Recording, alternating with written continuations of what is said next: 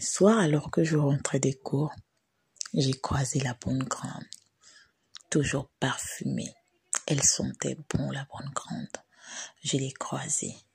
Elle avait un nouveau véhicule. Et le dernier Range Rover qui sortait à peine. Avec les sachets encore à l'intérieur, tu sentais que ça sortait même de l'usine. Je ne l'avais pas vue en ce moment. Elle m'a fait signe. Viens, ma petite. Elle me dit, est-ce que tu veux toujours entrer dans le réseau? J'ai dit, ma bonne grande, je suis prête, là, même, je pars avec toi. Elle m'a dit, ok, va à la maison, tu te changes et viens me trouver. Je suis arrivée, sap, comme on dit chez nous. C'est là où commence ma déchéance. Mais la bonne grande était bienveillante quand même, il faut le dire, parce qu'elle m'a prévenu de beaucoup de choses. Elle m'a dit certaines choses que j'ai pas voulu croire parce que je me disais qu'elle voulait me décourager. Mais la bonne grande n'avait pas menti. En réalité, la bonne grande, elle était dans un business bizarre où elle plaçait les enfants, elle plaçait les gens vers des personnes qui avaient du fric, vers des personnes qui avaient le CFA. La bonne grande m'a parlé, elle m'a dit, est-ce que tu es sûre que c'est cette vie-là que tu veux mener? J'ai dit, en parallèle, je ferai mes études. Elle m'a dit, ce n'est pas possible. Souvent, il y a des gens qui demandent, qui ont des exigences où tu ne pourras pas te réveiller le lendemain ou bien tu ne pourras pas aller en cours parce que tu seras fatigué. Elle m'a demandé, et ta mère, qu'est-ce qu'elle va dire pour tes sorties? Je dis, la grande, laisse cher la vieille. Pendant 3 ans, j'ai roulé avec la bonne grande. Je ne vous dirai pas ce que j'ai vécu. Mais elle m'avait prévenu, si tu rentres, tu ne peux pas sortir. À un moment donné, il fallait que je sorte de là. C'était devenu épuisant. C'était un réseau infernal. Les gens te demandaient de faire tout et n'importe quoi pour le CFA. Le CFA que j'avais tant cherché, le CFA que je voulais, le CFA que je vénérais. J'en avais assez du CFA. J'en avais plein les poches. J'ai quand même pu construire une maison à ma mère avec ce CFA, ce CFA que j'ai eu de façon dégueulasse, je vais dire. Mais ce CFA a ruiné ma vie. J'étais bien, je sentais bon. J'étais belle. Quand j'arrivais dans le quartier, maintenant il y avait les petits qui m'appelaient la bonne grande. J'étais dans le réseau. J'étais aussi la bonne grande du quartier. Moi aussi, à mon tour, j'ai commencé à recruter les petits du quartier.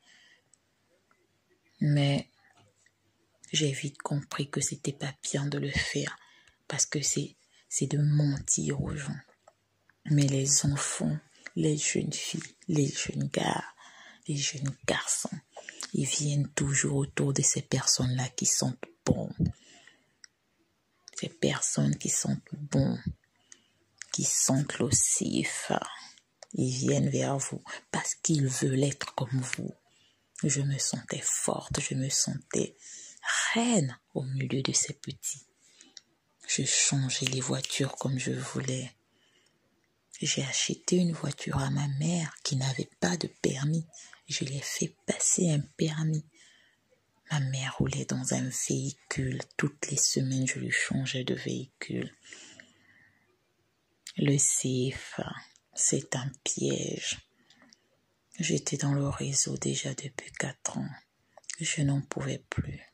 À partir de la 3e année, j'ai voulu sortir de là. Alors j'ai commencé à parler à ma mère. J'ai dit à ma mère réellement ce que je faisais. Parce que comme avait dit la bonne grande, effectivement, j'avais plus le temps d'aller en cours. Du coup, j'ai arrêté mes études en seconde. Ma mère m'a dit de reprendre mes études.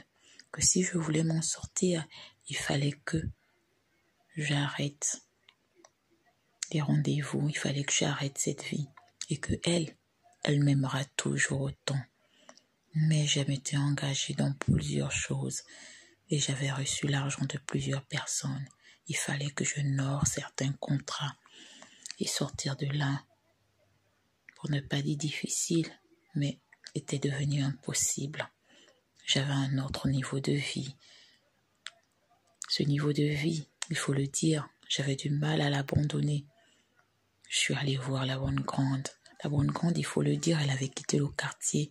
Elle s'était acheté une villa dans les quartiers des grands. Je n'avais pas encore atteint ce niveau, mais je n'étais pas loin. J'ai parlé à la bonne grande. La bonne grande, elle me disait qu'elle était en train de prendre sa retraite, qu'elle cherchait un moyen de s'en sortir et qu'elle cherche quelqu'un pour remplacer et qu'elle m'avait choisi moi. Je dis, ma grande, je suis fatiguée. Elle me dit, ma petite, tu n'es qu'au début du commencement. Ne dis jamais que je t'ai pas averti. Et quand tu tomberas, n'amène pas mon nom, parce que je t'ai prévenu, parce que je t'ai dit. C'est vrai. La grande m'avait prévenu. La grande m'avait dit. La grande m'avait averti. Mais j'étais avide d'argent. Je voulais ce qu'elle a. Et c'était là vraiment le vrai piège. Tout ce qui brille n'est pas de l'or. Et je l'ai retenu.